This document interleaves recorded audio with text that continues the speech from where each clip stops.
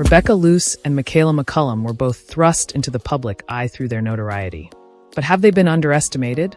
They got the chance to find out in the brutal, muddy, no-makeup, no-privacy battleground of Celebrity SAS.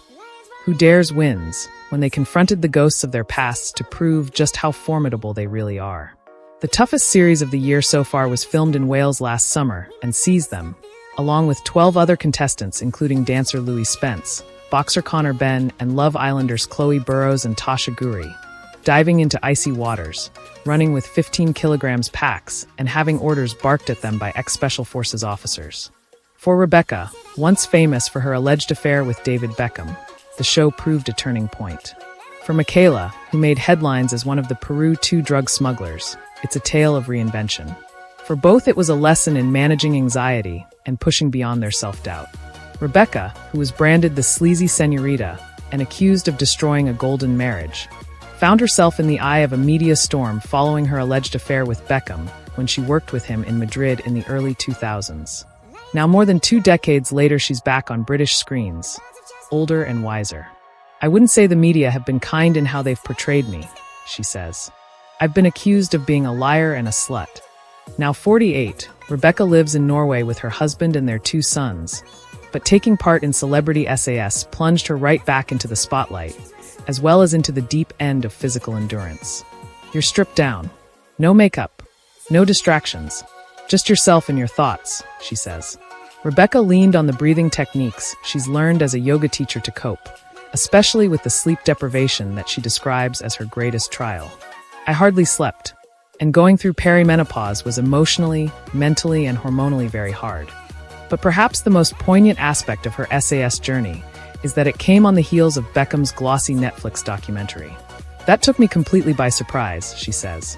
"Let's call it what it was. Him trying to portray an image of perfection that was nothing like reality. I look back at my 20s and it felt unjust that my life was hell and his career and his life just kept blossoming. That didn't feel right. It still doesn't." She doesn't deny her part in the scandal. "I think I've definitely taken most of the blame. Rightly so. It was part of my life. He was older than me, he was my boss. But I'm not someone to be silenced when I've been wronged. And that documentary took absolutely no responsibility. When he said, 'It was so horrible to see my wife suffer,' I thought, mate, think twice about the things you do. Does she harbor any bitterness?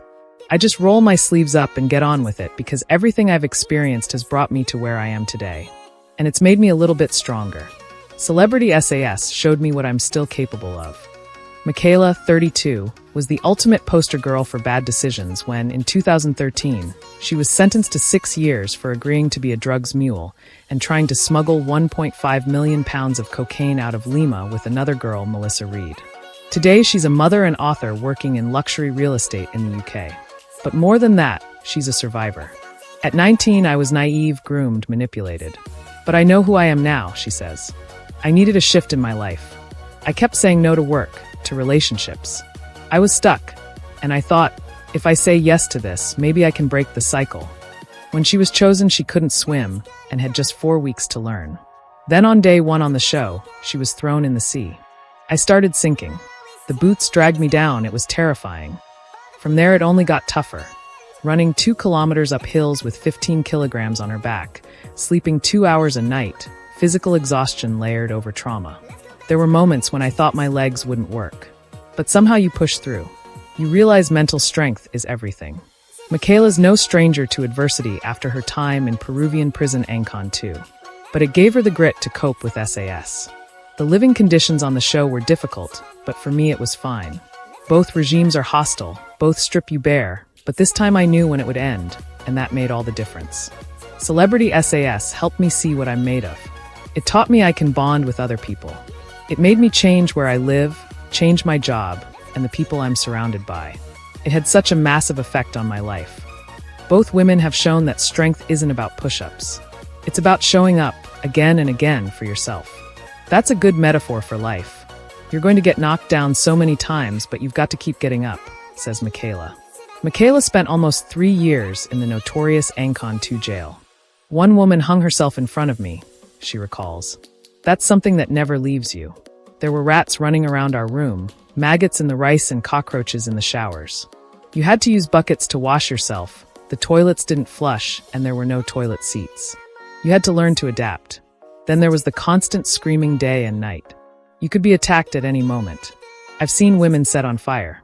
I've seen women stabbed. I've seen women overdose and die.